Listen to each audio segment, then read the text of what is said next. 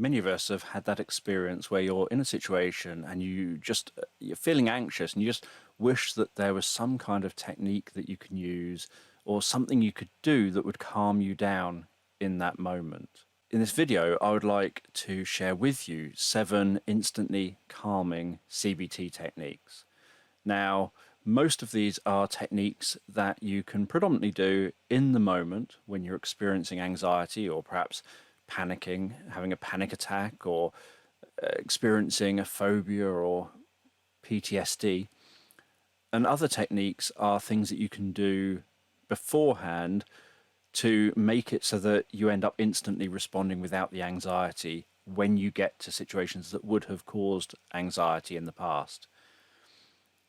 So before we begin, though, I want to just talk a little bit about anxiety.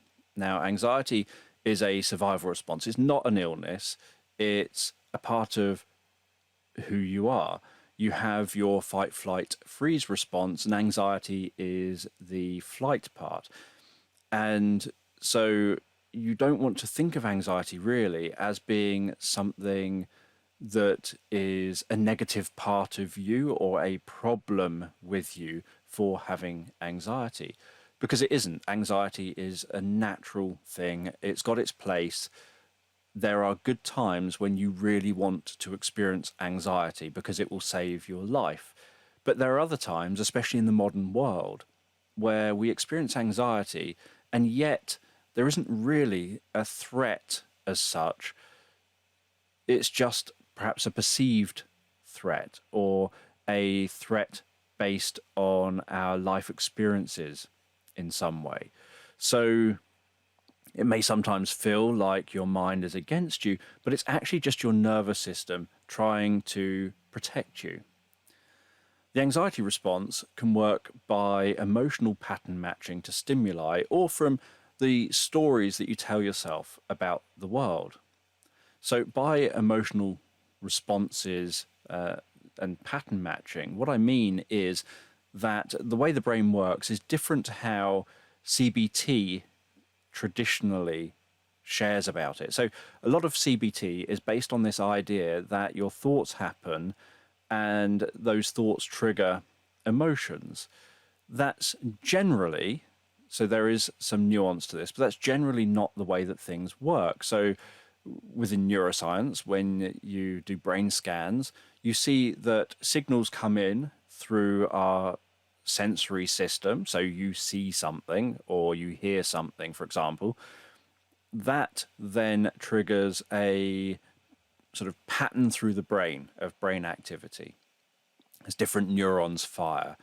And that pattern of brain activity goes from the most primitive parts of the brain up to the more modern, more recent parts of the brain. The more recent parts of the brain are where thoughts are formed. So that part of the brain is essentially the last part of the brain to find out this information, that there is a perceived threat. So before you've even started forming thoughts, you have done, so the first stage is you've done automatic behaviors. So your body is starting to automatically respond to whatever the perceived threat is and make changes based on that.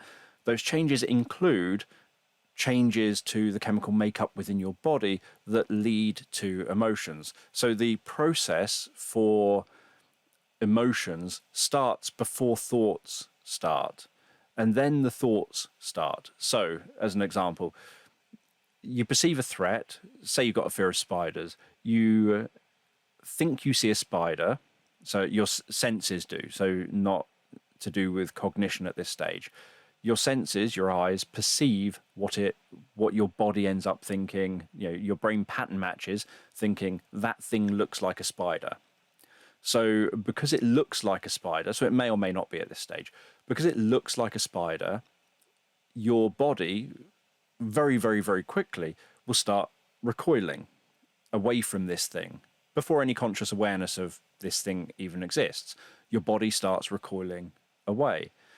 At the same time, it triggers the kind of anxiety, the away from emotions. So you get that kind of run away kind of emotion kicking in to escape this perceived spider. At the moment, you're still not consciously aware that you've even perceived a spider, but your body, this is all over a very, very short period of time, just fractions of a second, your body is responding. You're starting to lace this pattern of brainwave activity with some more emotion. You're starting to take on that feeling of anxiety. And then you start thinking, oh my God, there's a spider there, or whatever thinking you have. At the same time, your eyes are paying more attention. Now, more of your attention is directed towards this perceived threat. And at that point, you then can, if it's safe to do so, so it would depend on the situation, but that's the point where you can notice, oh, it's just some fluff. Or, so you've already responded as if it wasn't fluff, but you've given yourself just that few seconds now as you're recoiling to identify that it's not really a threat, and so you can calm yourself back down again. So the emotion starts before the thinking starts. Cognitive behavioural therapy, and there's a lot more to it than what I'm covering just here, because I'm trying to keep this kind of brief. But with cognitive behavioural therapy, often it only really focuses, and it doesn't go for all practitioners, and more recent cognitive behavioural therapy educated people will teach it more in this way, that the emotion is kicking in faster than the thoughts kick in, and the actual automatic behavioural response kicks in even faster than that. But cognitive behavioural therapy traditionally will say the thoughts cause the anxiety. So you have, say, automatic thoughts that are negative. Those negative automatic thoughts cause you to be anxious. Now, what can happen is, and it is very nuanced situation, you say, sticking with the spider example, you think it's a spider, you then tell yourself that that's scary, you tell yourself it's going to get you, it's going to kill you, whatever you're saying to yourself. And so you now have these scary thoughts, and not just verbal, sort of mental verbal thoughts, but maybe images in your mind, whatever it is for you as an individual. It could just be a sense, for example, if you don't see or hear anything in your mind. But you have that going on, which can then feed back in like a loop. That can then feed back into powering the emotional part of the brain and causing the anxiety to spiral around and continue. And then it can become a spiral. Now you get locked in the thoughts triggering the anxiety feeding the thoughts then triggering the anxiety some more, the anxiety feeding the thoughts some more, and then you get on that spiral that's hard to step off of. In relation to stories that you tell yourself about the world, that is where you are expecting certain outcomes, you are telling yourself certain things in relation to the world around you that happens to give you anxiety. So it could be, I'm rubbish at this, I'm a failure, I'm a loser, I can't do that. And so when you're then trying to do these things that you've got that opinion of, you start feeling anxious and lousy about it. So the stories that you tell yourself about the world can then trigger the patterned response that you're going to have as being an anxiety response. So anxiety, I often just think of it as it is the threat identification stage of survival. And what's needed next is the solution stage. So anxiety identifies threats in your environment. You just now need to know what you're going to do about it.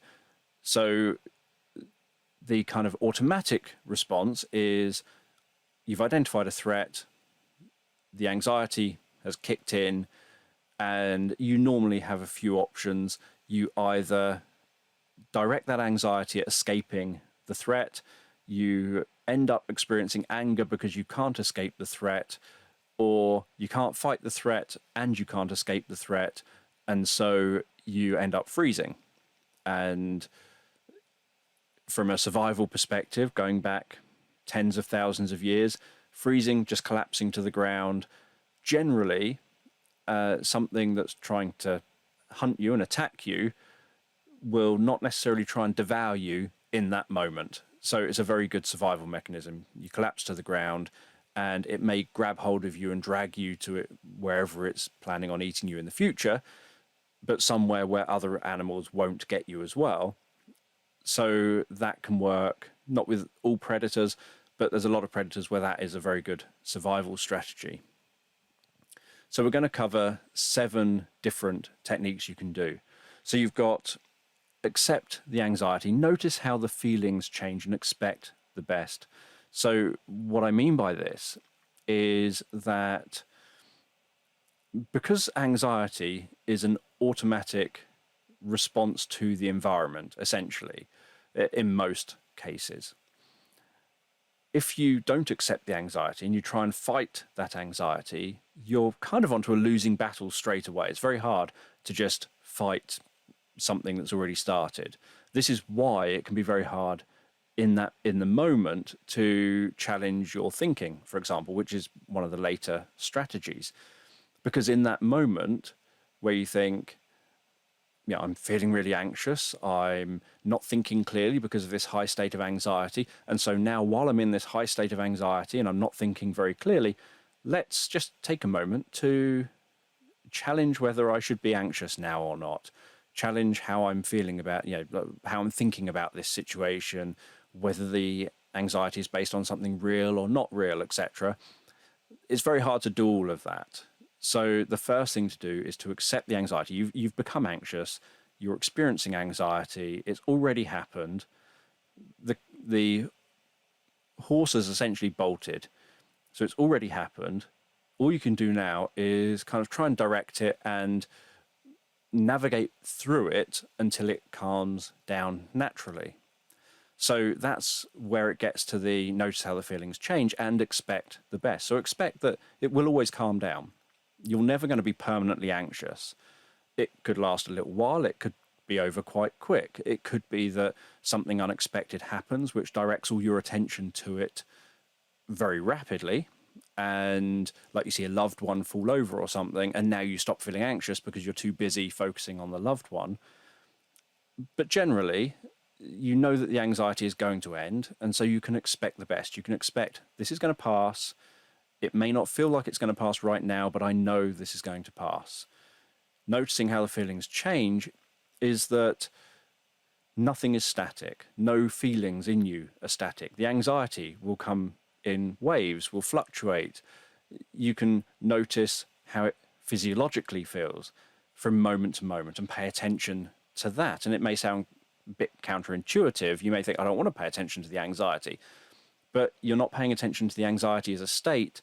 You're paying attention to elements of the anxiety, like how's it making your stomach feel right now? How's it making your hands feel right now? How's that changing as time goes on? How's it impacting on your breathing at this moment and your breathing at that moment? And so you're just paying attention to how it is changing and that it is changing. It's not a static thing that you're experiencing. And the idea of all of that is that it just helps it to pass much quicker. So you're not doing behaviors that are maintaining the anxiety and trying to keep it so that just as it's calming down, you give yourself more anxiety again by having certain thoughts, and then it spirals back up again, then back down again. You're doing behaviors that minimize that ending up happening. So you're just saying, I'm anxious, let's just get it over and done with kind of attitude. So the second technique, kind of related a bit, is fake it to make it. It's just the term I chose because it's kind of a common phrase. And be calm, relaxed. So the reason I've said that is it's one of my favorite hypnotic sentences that instead of saying become relaxed, I would say be calm, relaxed, as anyone who's heard my sleep stories or anything like that will have heard me say multiple times. So the idea of fake it to make it is that you're not just a mind, you're a mind and body, and both influence each other. So if you focus on doing physiologically relaxing, calming things, then you end up actually relaxing. So when I worked in very violent and aggressive situations, going back many years, I would, as often as possible, sit down in scary situations, because sitting down, especially on a sofa or some really soft chair, is a calming act. And by choosing to sit down in that way, it would lead to me becoming even calmer and more relaxed. So you want to do things that make you physiologically relaxed, and things that are the opposite of what happens with anxiety. So, for example, chew gum, because it will trigger saliva in your mouth, and saliva production doesn't happen when you're anxious. So, if you can trigger saliva production, you can stimulate your digestive system, then you reduce the anxiety that you're experiencing. Slump your shoulders, have your arms hanging down beside you. All of that helps to give the physiological experience of being calm and relaxed, which then helps the anxiety to disappear. You can breathe in and breathe out in a specific way. So when you breathe in, you trigger the stress response. When you breathe out, you trigger the relaxation response. Generally, that happens about equally. You breathe in and out roughly even. But when you're wanting to relax, you need to extend the out breaths. So a good technique is 7-11 breathing. So breathe in, counting to 7, and then breathe out, counting to 11. This is always something I've taught to teenagers, especially teenagers who struggle with anger, because they can then do this relaxation technique that keeps them calm, prevents them from getting angry, and it's non-visible to those around them. So I worked with a teenage girl where she was taught in her school a relaxation technique to prevent her getting angry, which was to tense her fists, hold all that tension, and then release it. What happened was that she tensed her fists. The student she was angry at thought she was about to hit them, so they struck first. She then fought back and then got kicked out of the school. Whereas when I taught her this technique of 7-11 breathing, all of a sudden she had a technique that she could do that no one else could see. She didn't have to tense her fists or anything like that. And so it was so much more effective for her. And she felt much more comfortable doing this technique. So what you want to do is just breathe in, counting to 7, and breathe out, counting to 11. And do that maybe 6, 7, 8 times, just to trigger the relaxation response and help you to relax in the moment. And then that relaxation response kind of hangs over for a period of time.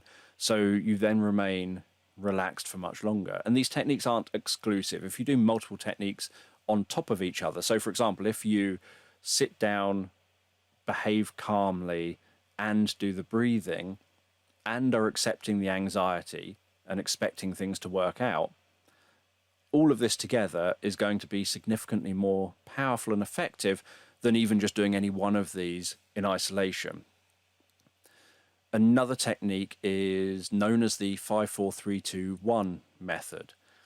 And the way it's taught is that you say 5 things that you can see, 4 things you can touch, 3 things you can hear, 2 things you can smell, and 1 thing that you can taste, with the idea that you're grounding yourself, you're kind of centering yourself in this moment and in your experience here and now, but not directing your attention to the anxiety, but to just what's around you, what you can perceive in your world.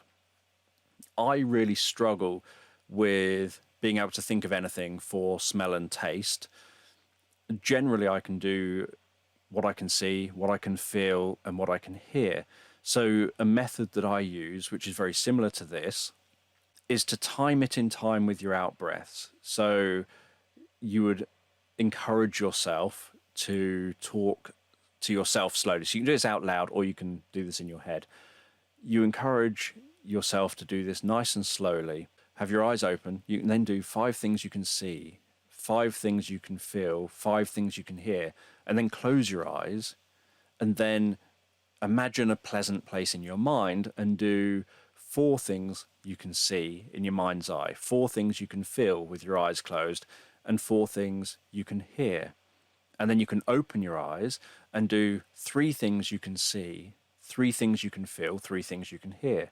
And then you can close your eyes and do 2 things that you can see, 2 things you can feel, 2 things you can hear. And then open your eyes and do 1 thing you can see, feel, and hear. So that's another way of doing it, a far more powerful way of doing this in relation to if you want to encourage not just calming anxiety, but literally creating a greater sense of relaxation as you do it and a greater sense of feeling more present and grounded and in this moment. So another technique is progressive muscle relaxation. With this, there's 2 ways you can do this. The way that's normally taught for people who aren't experiencing anxiety is to just focus, say, for example, on the head downwards, imagining yourself relaxing the muscles as you go. So you focus on the top of your head, imagine relaxing the muscles, focus on your face, imagine relaxing the muscles, and you work down very slowly in time with your out breaths from the top of your head down to the tips of your toes. If someone's experiencing anxiety, how it is normally taught is to tense and then relax the muscles. And the reason for this is that ordinarily, if someone's anxious, they've probably got tension in certain muscle groups because of being anxious, because of being in that kind of ready to deal with whatever the threat is kind of state. So their shoulders might be up and tense. And so it's very difficult to go from physically being tense out of your control. So this tension that you've got, say, in your muscles, in your shoulders or whatever, is out of your control. You've got that physical tension there. So it's very hard to then just say, relax your shoulders. And they're kind of up here and they're really tense and you're told to relax them. And you're thinking, well, if I could, don't you think I already would have done? So what you do is you tell the person to tense the muscles first, because if you tense muscles first, when you then release that tension, the tension that was already there goes with it. So that's why it's taught in that way when you are doing this, if you're anxious. So what you would do is you would focus on, say, the muscles around your head and your face. And you'd scrunch your face up and tense up your face, maybe count from 3 down to 1, and then let that go and do it with an out breath. So time it with an out breath, let that go, and then tense up the muscles around your neck and your shoulders. Maybe 3, 2, 1, and then let that go. Again with an out breath. And then doing the same with the muscles around your chest and your upper back, doing the same with your arms, doing the same with your stomach, your sides and your lower back, doing the same with your buttocks, the same with your thighs, the same with your lower legs, the same with your feet. So you're working your way down, and the same, with your arms and your hands. So you're working your way down through your body, from the top of your head downwards, tensing an area of muscles and then relaxing, letting that go, and just going with it. And you can do that maybe 2 or 3 times if you want. If you find that you've gone through it quite quickly, you can do that more times just to keep emphasizing that. So it's one that you have to close your eyes to do. It's one that has different practical applications depending on the situation. So some situations you can do it, other situations you might have to do something just like breathing, because you have to hold a conversation with someone, or where it would be unusual to be holding a conversation with someone and scrunching up your face. So it's a very quick way of relaxing, but it's also only really relevant to certain types of situations. So you could do it just before giving a talk, for example, if you're anxious to give a talk, but you wouldn't necessarily do it during the talk itself. So you can do it while you're anxious, just it has to be certain types of being anxious. Another thing you can do, and this is best done not in the moment, but as something you sit down and do at another time when you're relaxed, is to challenge your thoughts. So think about what the thoughts are that are there when you're experiencing that anxiety. And if they're real, just think of, well, how will you cope? So say I was anxious about giving a talk. How do I know that it's real that I should be anxious? Like, what am I anxious about? So say the thoughts are, I'm worried that I'm going to mess up. I'm going to make a mistake, and then I'm going to look stupid. Is that real? Well, it is real. I could mess up, and whether I look stupid or not, that's an opinion. But I could mess up. That's definitely a real thing. I can lose my place or whatever. So how will I cope? So then you ask yourself these questions. Yeah, how will I cope with that? If that happens, how am I going to cope with it? Well, if I mess up, I can just pause and then carry on. I can, if I've made a mistake, I can just apologize and say that's incorrect or whatever it happens to be. So you would look at how will you cope with that situation? What evidence do you have that it's real? So there's evidence that I could mess up, but there are other things where maybe there isn't the evidence for it. So people are going to think I'm stupid. What evidence do I have that that's the conclusion people would come to? So some things would have evidence for them, others wouldn't. And what are some alternative perspectives? So, for example, say you thought that person down the street, they don't like me. Well, how do I know? What's the evidence for that? Well, they look at me funny. Okay, well, what are some alternative perspectives? You know, what else could them looking at you mean? And so you then come up with alternative perspectives. So the idea of this is that you're not necessarily going to do this in the moment. It's quite difficult to do it when you're in the middle of a panic attack. What you're going to do, though, is do this when you're at a calm point at some point in a day, maybe at home or something, when you can then go through this.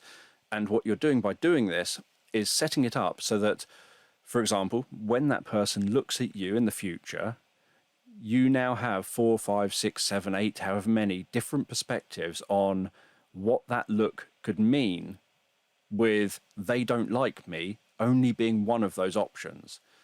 You have established you don't have perhaps any other evidence to support that they don't like you other than the fact that they looked at you and maybe haven't spoken to you or something for a while.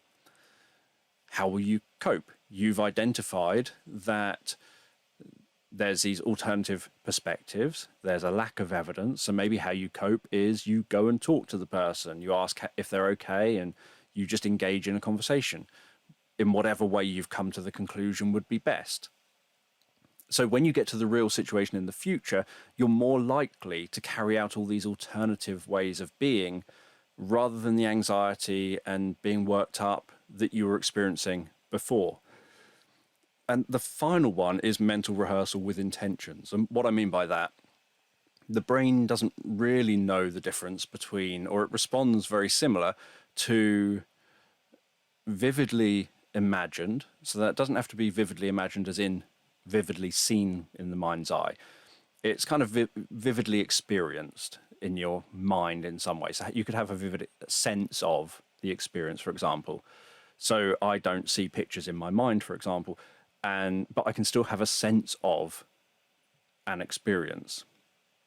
And so the advantage of that is that it means that what you practice in your mind ends up being treated as being just as real as what you do in your real life. So if you practice giving talks successfully over and over again in your mind, then you end up having it more likely that it's going to go successfully in real life. And so you'll get, for example, F1 race drivers will stand on the side of the racetrack with their eyes closed, imagining themselves doing the perfect lap over and over again, imagining when they're doing gear changes, where they're moving on the track, where they're slowing down, speeding up, exactly what it's like to move their hands as they steer around the track. They'll be imagining all of that over and over again so that when they come to do it for real, it's as if their mind-body says, well, we've been here, done this before, let's just crack on and do the same again. So what you're doing with this one is making it so that where in the future you would have experienced anxiety, now you get to that future point and you just don't experience the anxiety because it's just instantly not there, because you're now doing things in a new way. So the idea of the intentions part is that you're using when-then statements with yourself. So when this happens, then I'll respond like that. And what happens when you do this is, as long as it's aligned with your goals. So I don't want to be anxious when I'm public speaking. So, okay, well, that means I've got a clear goal there of something that I want. I want to be relaxed public speaking. So I can have the intention of when I go to publicly speak, when I go to give presentations, whatever it happens to be, then I will feel calm and relaxed. So you give yourself an almost auto suggestion of how you want to behave in the future. And what happens is that it actually genuinely sets up automatic behaviors for the future when you do that. So you say to yourself, when I'm in X situation, or when this stimulus happens, when whatever it is that causes you anxiety, when that happens, then I will, and then whatever you want to happen in place of the anxiety. And then you can also then give that to yourself. So you've done the mental rehearsal, you do the intentions while you're doing the mental rehearsal. So I've mentally rehearsed myself giving presentations comfortably. I've mentally rehearsed myself, say, being in certain situations, like going into a supermarket and being comfortable or whatever. I can then give myself at the same time, when I'm going to this supermarket, I'm going to feel calm and comfortable. So I give myself the suggestion at the same time, that intention at the same time. And then in real life, I can practice doing that over and over again. I've given myself something that I can say to myself. So say I'm on a bus heading to a supermarket. When I go into the supermarket, then I'm going to feel calm and comfortable. When I go into the supermarket, then I'm going to feel calm and comfortable. And you can give yourself a few. When I approach the supermarket, I'm going to feel calm and comfortable. While I'm in the supermarket, I'm going to feel calm and comfortable. So you give yourself a few of those similar kind of suggestions where you're saying, essentially, when this situation happens, then I'm going to respond in that way. So I hope that this has been helpful to you and very interesting. If it has, please think of giving it a thumbs up. It really helps the channel. If you want more, then feel free to subscribe. And I want to be able to make a lot more of these kind of things for people if they find it useful. But it would be nice to know exactly what you would like me to cover as topics. So if you've got ideas or even any feedback, or if you try any of these ideas and you want to let me know how you got on with them, then please comment below. And thanks for watching.